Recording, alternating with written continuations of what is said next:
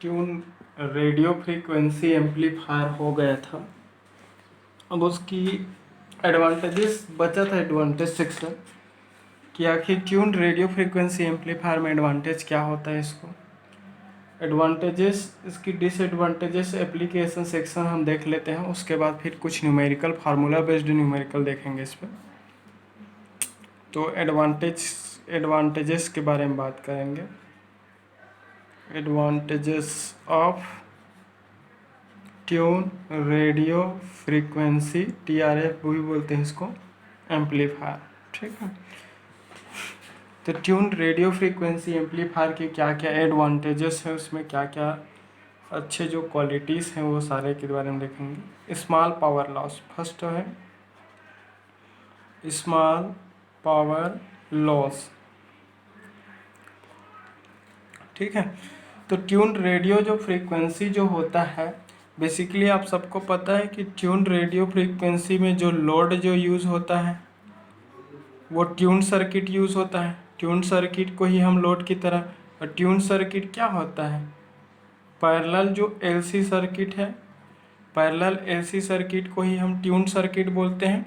और उसी parallel LC circuit जिसे ट्यून सर्किट बोलते हैं, उसी ट्यून सर्किट को हम उसमें किसकी तरह यूज़ करते हैं, हम लोड की तरह। ठीक है, होता क्या है बेसिकली, ये LC जो सर्किट है, LC जो एलिमेंट जो होता है वो रिएक्टिव कंपोनेंट होता है। क्या होता है ये, रिएक्टिव कंपोनेंट होता है। और रिएक्टिव जो कंपोनेंट्स होता है उसमें आइडियली अगर पावर लॉस अगर देखें, आइडियली जो पावर लॉस अगर देखें, आइडियल पावर लॉस की अगर बात करूं, तो कोई भी आपका रिएक्टिव जो कंपोनेंट है उसमें पावर जो कंजम्पशन होता है, पावर की जो लॉसेस होता है, आइडियली क्या होता है, ज़ीरो। अगर मैं इसी बात को अगर मैं देखूं कि उसके अंदर अगर प्रैक्टिकल पावर लॉस की बात करूं, तो प्रैक्टिकली जो पावर जो लॉसेस हैं, प्रैक्टिकली पावर जो लॉसेस होता है वो क्या होता है, वेरी स्मॉल अमाउंट में होता है। ठीक है, वेरी स्मॉल अमाउंट। देखो आपका क्यों इसमें पावर की लॉसेस है वो स्मॉल होगा, वो भी पता होना चाहिए। लॉसेस है वो कम क्यों होंगे ये भी पता होना चाहिए। ऐसा नहीं कि एडवांटेज लिख रहे हैं तो फिर एक लाइन में इसका एडवांटेज लिख लिए कि स्मॉल अमाउंट में पावर है वो लॉसेस हो। स्मॉल अमाउंट में पावर लॉसेस मतलब पावर जो कंजम्पशन है वो बहुत ही कम होता है। अब पावर कंजम्पशन कम होता है, इसके पीछे में रीज़न क्या होता है, बेसिकली पावर जो कंजम्पशन जो है वो लोड के द्वारा होता है कोई भी एम्पलीफायर सर्किट का। ठीक है, तो इस सर्किट में जो लोड जो यूज़ किए हैं हम ट्यून सर्किट, ट्यून सर्किट जिसे पैरेलल AC सर्किट भी बोलते हैं, जो कि पैरेलल इंडक्टर और कैपेसिटर की पैरेलल कॉम्बिनेशन से बना होता है। उस पैरेलल AC सर्किट को हम ट्यून सर्किट बोलते हैं, और उसी ट्यून सर्किट को ही हम इस सर्किट में हम लोड की तरह यूज़ करते हैं। पैरेलल LC सर्किट को ही हम इसमें लोड की तरह यूज़ करते हैं, क्योंकि लोड जो होता है वो इंडक्टर और कैपेसिटर की कॉम्बिनेशन से बना होता है। इंडक्टर और कैपेसिटर की कॉम्बिनेशन से बने हुए ट्यून सर्किट को ही हम लोड की तरह यूज़ करते हैं। इंडक्टर और कैपेसिटर जो होता है बेसिकली रिएक्टिव कंपोनेंट होता है। वो रिएक्टिव कंपोनेंट है, उसके अंदर अपने अंदर की पावर जो एब्जॉर्प्शन जो होता है वो नेग्लिजिबल, कोई भी इंडक्टर और कैपेसिटर है वो नेग्लिजिबल अमाउंट में या फिर वेरी स्मॉल अमाउंट में ही पावर का कंजम्पशन करता है। इंडक्टर और कैपेसिटर के कारण पावर की जो लॉसेस होता है बहुत ही कम होता है। तो कंप्लीट उस ट्यून सर्किट के द्वारा पावर लॉसेस है बहुत कम होता है। तो जब वो ट्यून सर्किट के अंदर पावर की लॉसेस कम हो रहा है तो कंप्लीट एम्पलीफायर सर्किट के द्वारा जो पावर लॉसेस है वो क्या हो जाता है, कम। तो पैरेलल ट्यून सर्किट को ही लोड की तरह यूज़ किया जाता है, और पैरेलल ट्यून सर्किट ही लोड की तरह यूज़ होने के कारण उसके द्वारा एब्जॉर्प्शन या फिर कंजम्पशन जो पावर है उसकी वैल्यू बहुत कम होती है। बहुत कम अमाउंट में पावर की कंजम्पशन करता है, इस कारण हम उसकी पावर लॉसेस है क्या होता है, कम होता है। तो फर्स्ट एडवांटेजेस तो ये है कि इसमें स्मॉल अमाउंट में पावर का लॉसेस होता है। दूसरी एडवांटेज देख लेते हैं, high selectivity. High selectivity, high selectivity. ठीक है, इसकी सेलेक्टिविटी आप सबको पता है कि basically tune radio frequency amplifier में लोड जो यूज़ होता है, लोड होता है वो ट्यून सर्किट यूज़ होता है।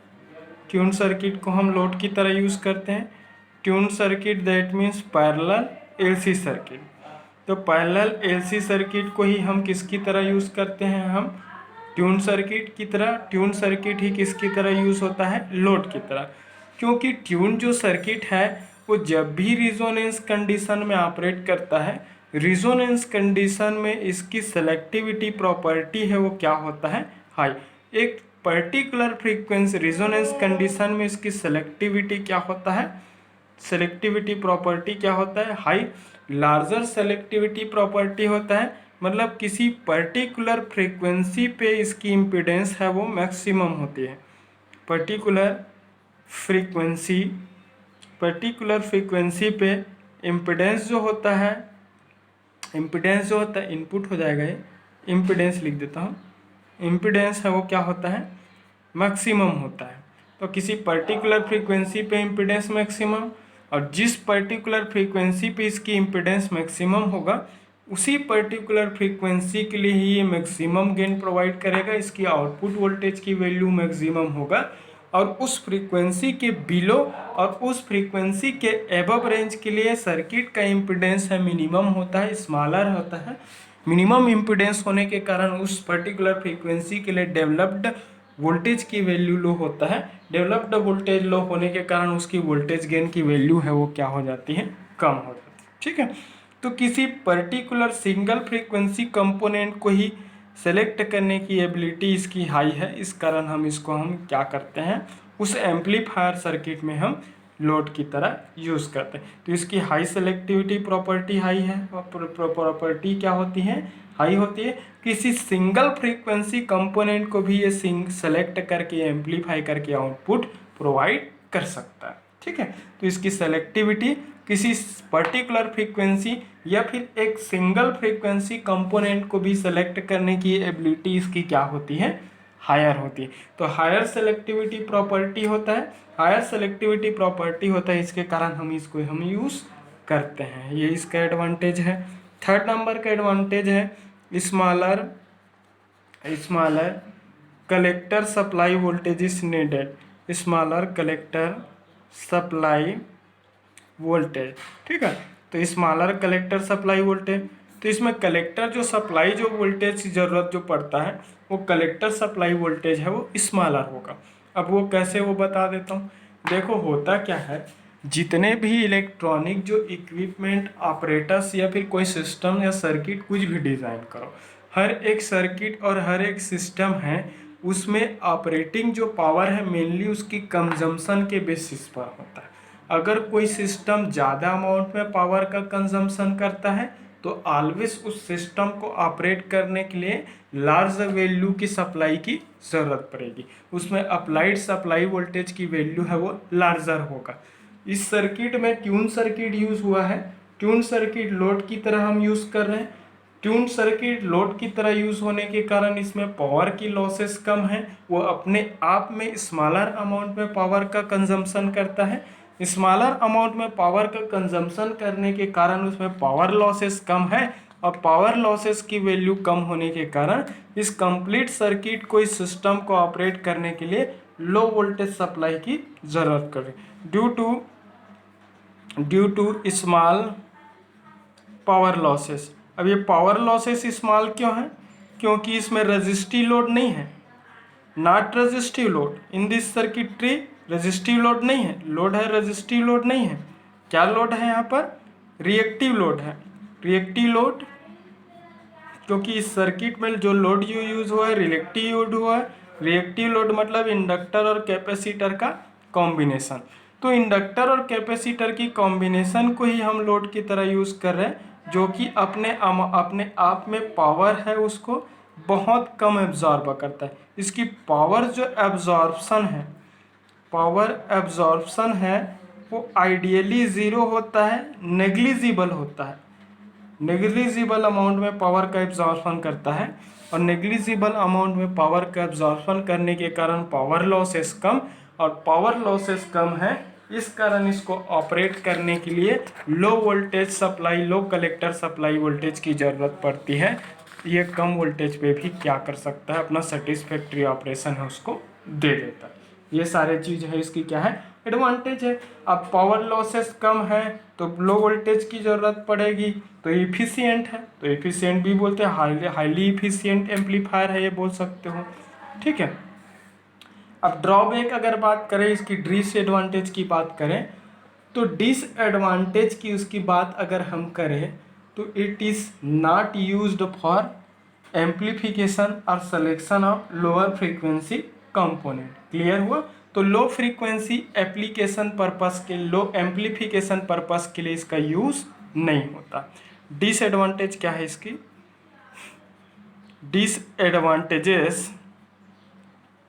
डिसएडवांटेजेस क्या है इसकी, it is not used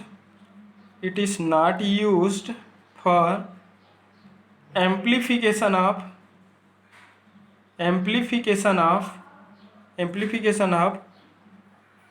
lower frequency component. Clear हुआ। तो लोअर फ्रीक्वेंसी कंपोनेंट के सिग्नल की एम्पलीफिकेशन के लिए it is not used for amplification of lower frequency component. Clear हुआ। तो लोअर फ्रीक्वेंसी कंपोनेंट की एम्पलीफिकेशन के लिए यूज नहीं होता। ये क्या है, इसका ड्रॉबैक है, डिसएडवांटेजेस है। अब इसके पीछे मैं आपको दो रीजन बताऊंगा क्यों इसकी थोड़ा देर बाद। It is not used for amplification of lower frequency component. Clear हुआ। तो इसके पीछे डिसएडवांटेज क्या है इसका, फर्स्ट इसके पीछे रीजन, डिसएडवांटेज बोल रहा हूँ, reason behind of this. First is low frequency component और lower frequency signals are not a single frequency signal. Clear हुआ। Low frequencies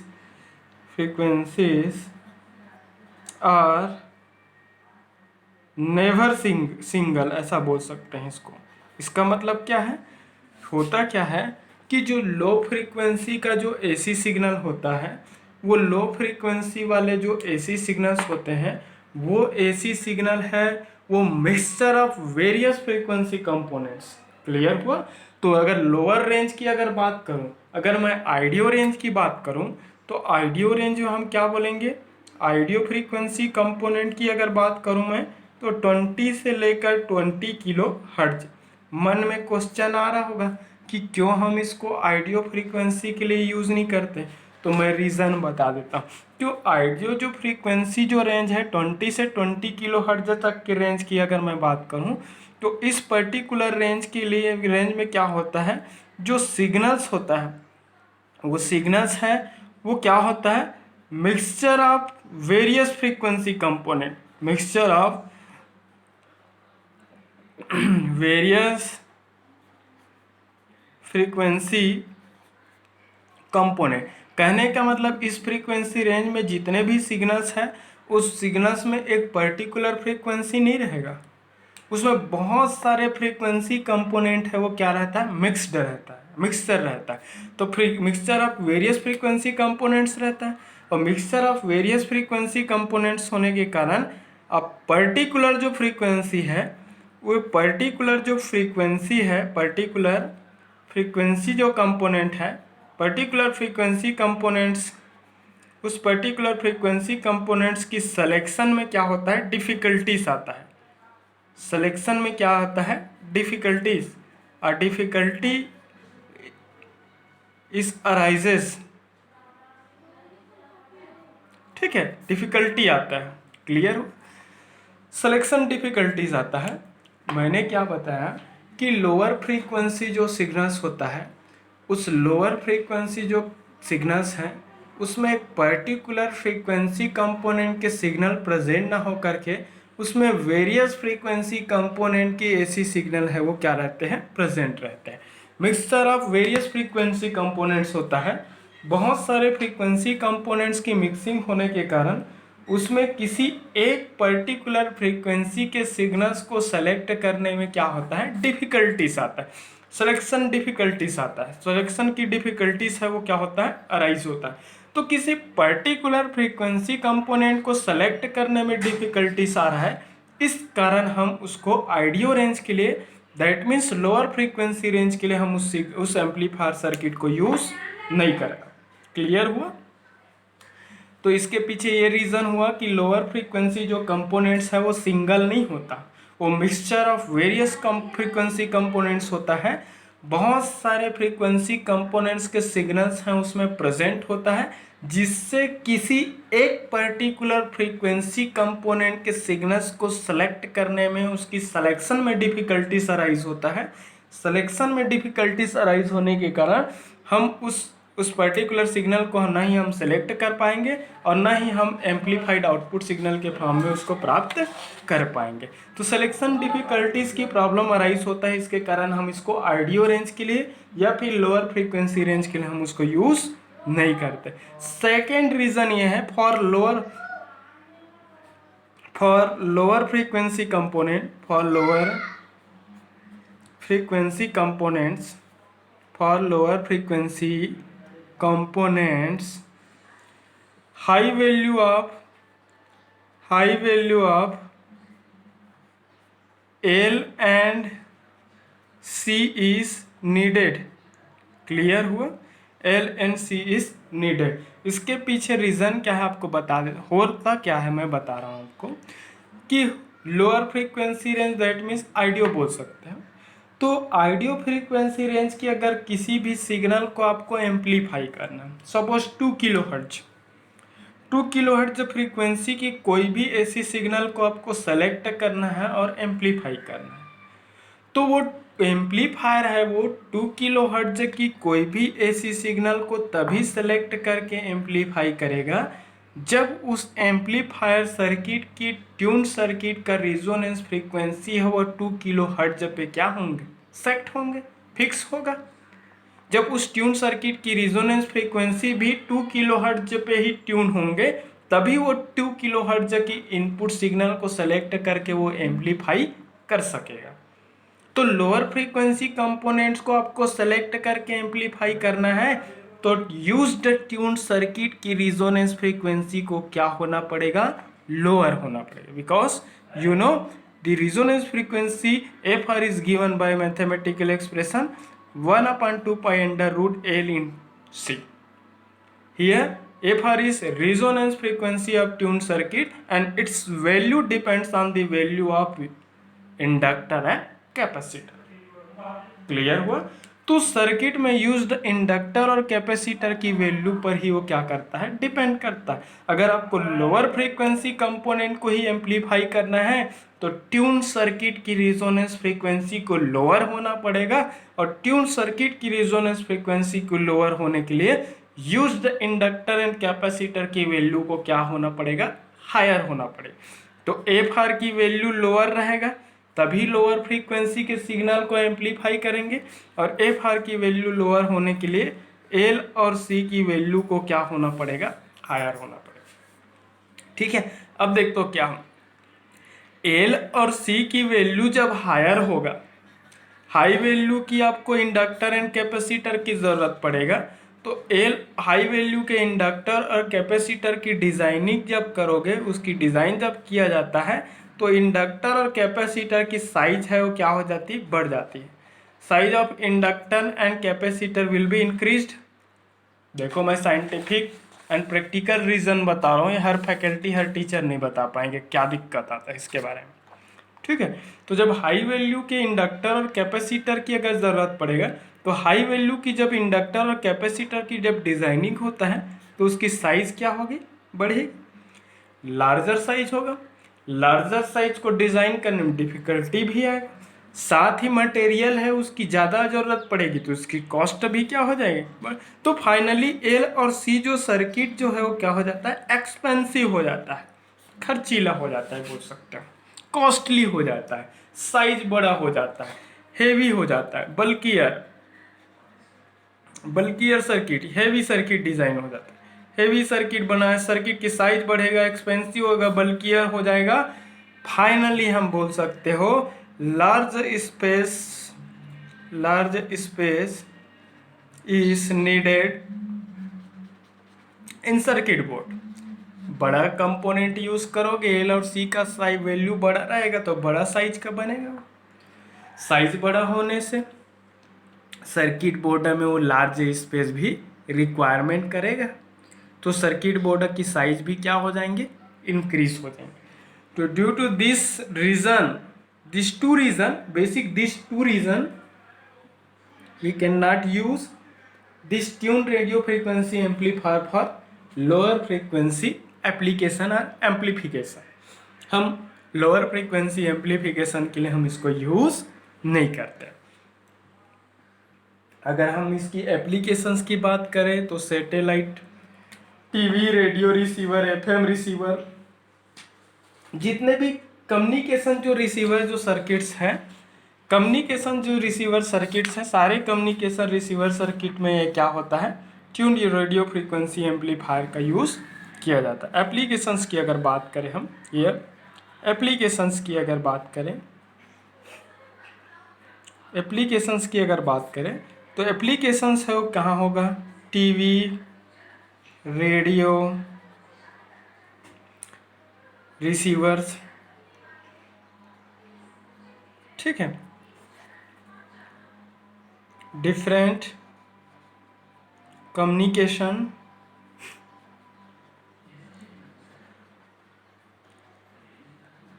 receiver circuits.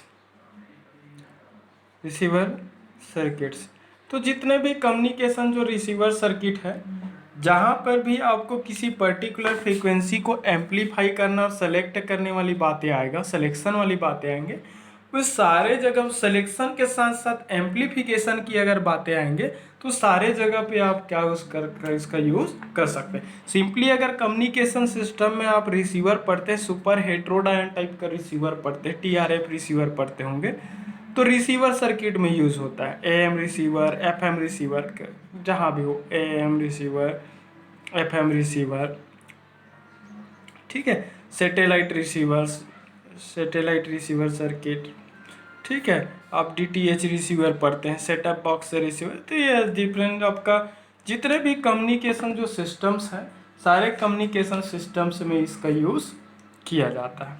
Clear हुआ? तो मैं सोचता हूँ सबको समझ में आ गया होगा। चलो एक न्यूमेरिकल कर लेते हैं, इट्स फार्मूला बेस्ड न्यूमेरिकल। चलो मैं क्वेश्चन लिख रहा हूँ। मैं क्वेश्चन है दी क्यू मतलब quality factor of a tune amplifier is 60। मैं बताया था कि क्वालिटी फैक्टर एक डायमेंशनलेस पैरामीटर, उसका कोई यूनिट नहीं होता, ठीक है। If the resonance frequency of amplifier, इसका कोई यूनिट नहीं है, जनरली इज पॉसिबल इज, कोई भी सर्किट की अगर वो ट्यून सर्किट है तो उसकी quality factor is possible is क्या होना चाहिए, लार्जर होना चाहिए, बड़ा होना चाहिए, लार्ज वैल्यू का होना चाहिए। जितनी ज़्यादा क्वालिटी फैक्टर होंगे उसकी सिलेक्शन एबिलिटी हायर होगा, उसकी परफॉर्मेंस बेटर होगी। If the resonance frequency, if the resonant frequency for the amplification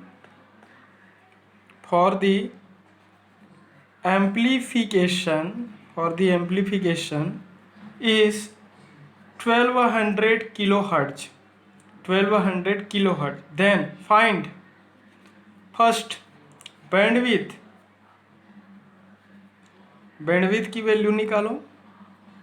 second चीज है उसकी, सेकंड क्वेश्चन बोला है cut off frequencies,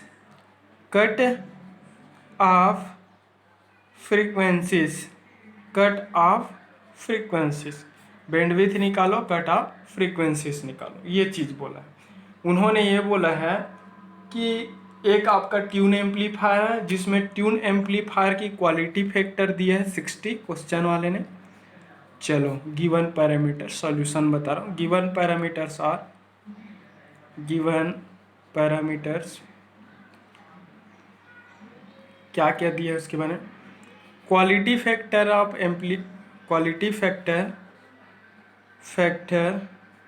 of tune circuit tune circuit की quality factor Q equal to क्या दिया है 60 दिया है। रिजोनेंट फ्रीक्वेंसी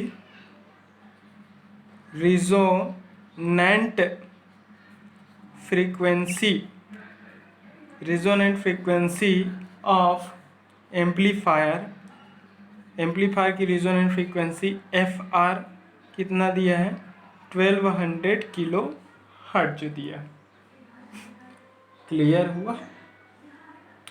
क्वेश्चन वाले ने बैंडविड्थ पूछा, इतना दो चीज दिया है उन्होंने, एक ट्यून एम्पलीफायर दिया है जिसकी क्वालिटी फैक्टर 60 है, रिजोनेंस फ्रीक्वेंसी 1200 है, उन्होंने क्या पूछा है bandwidth. So we know that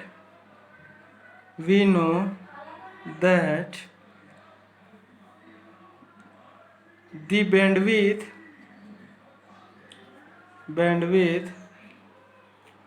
of tune amplifier is given as इसका कैसे रहता है इसका रिलेशन, बैंडविड्थ को BW से डिनोट करते हैं और बैंडविड्थ इक्वल टू होता है F R resonance frequency divided by quality factor. ये मैं बताया हूँ आपको। अब क्वेश्चन वाले ने इस रिजोनेंस फ्रीक्वेंसी को पूछा है, मतलब दिया है 1200 किलो हर्ट्ज, क्वालिटी फैक्टर भी दे दिया है, तो आसानी से बैंडविड्थ निकाल सकते हैं।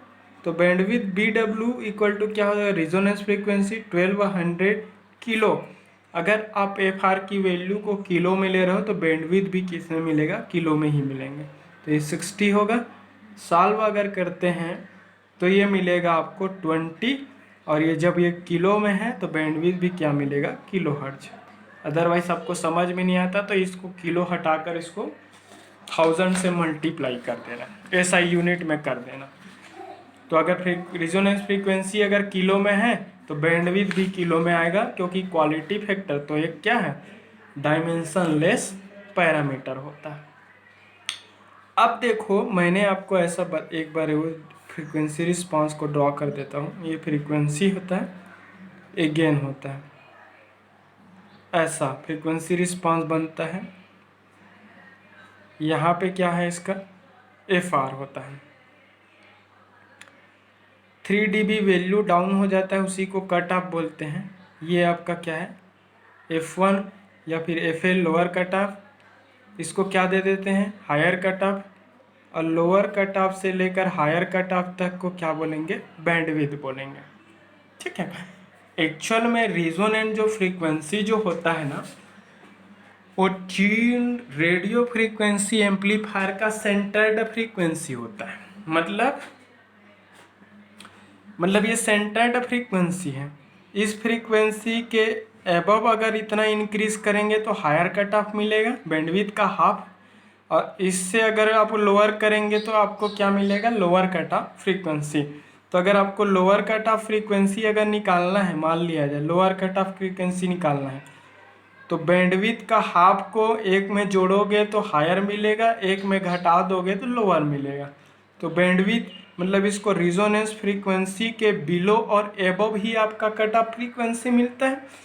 तो रिजोनेंस फ्रीक्वेंसी के माइनस बैंडविड्थ का अगर हाफ कर दूं, रिजोनेंस फ्रीक्वेंसी माइनस बैंडविड्थ का हाफ कर दूं तो लोअर कट ऑफ फ्रीक्वेंसी मिल जाएगा। फार्मूला याद रख लेना हमेशा, क्योंकि बैंडविड्थ है उसकी सेंटर्ड फ्रीक्वेंसी रिजोनेंस फ्रीक्वेंसी होता है, उतना ही फ्रीक्वेंसी उसके अबव अगर जाओगे तो हायर कट ऑफ मिलेगा, उतना ही फ्रीक्वेंसी अगर आप बिलो अगर जाओगे तो लोअर कट ऑफ मिलेगा।